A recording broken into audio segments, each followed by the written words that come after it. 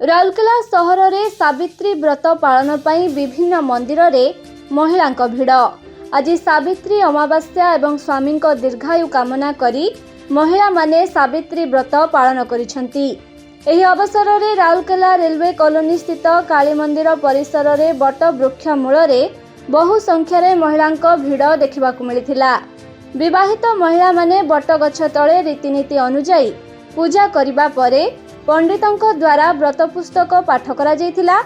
ଘରର ସୁଖ ସମୃଦ୍ଧି ସହିତ ସ୍ୱାମୀଙ୍କ ଦୀର୍ଘାୟୁ ପ୍ରାପ୍ତ କରିବା ପାଇଁ ପୂଜା କରିଥିଲେ। ରାଉରକେଲା ସହରର କାଳୀ ମନ୍ଦିର ସମେତ ରେଲୱେ ଷ୍ଟେସନ ନିକଟସ୍ଥ ସଙ୍କଟ ମୋଚନ ମନ୍ଦିର, ଟ୍ରାଫିକ ମାର୍କେଟର ପଞ୍ଚତୀର୍ଥ ମନ୍ଦିର, ଉଦିତ ନଗର ଜଗନ୍ନାଥ ମନ୍ଦିର, ହନୁମାନ ବାଟିକା, ଦେଓଗାଁ ତର୍କେରା ସ୍ଥିତ ଧବଳେଶ୍ୱର ଶିବ ମନ୍ଦିର, ସେକ୍ଟର 3 ଅହିରାବନ୍ଧ ଜଗନ୍ନାଥ ମନ୍ଦିର ପରିସରରେ ବଟ ସାବିତ୍ରୀ ପୂଜା ପାଇଁ ବହୁ ସଂଖ୍ୟାରେ ମହିଳାଙ୍କୁ ଦେଖିବାକୁ ମିଳିଥିଲା।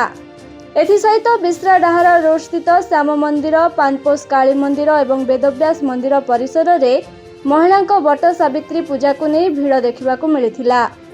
ଅନ୍ୟପକ୍ଷରେ ସାବିତ୍ରୀ ବ୍ରତ ପାଳନ ପାଇଁ ଘରେ ପୂଜା କରାଯାଇ ଘରର ବରିଷ୍ଠଙ୍କ ଦ୍ୱାରା ବ୍ରତ ବହି ପାଠ କରାଯାଇଥିଲା। ବହୁ ମହିଳା ମନ୍ଦିର ପୂଜାରେ ଅଂଶଗ୍ରହଣ କରିବା ସହିତ ବଟ ସାବିତ୍ରୀ ପୂଜାରେ ମଧ୍ୟ ଅଂଶଗ୍ରହଣ କରିବା ମଧ୍ୟ ଦେଖାଯାଇଥିଲା। ରାଉରକେଲାରୁ ଦିଲ୍ଲୀପ ଶର୍ମାଙ୍କ ରିପୋର୍ଟ, କଳିଙ୍ଗ ସମାଚାର।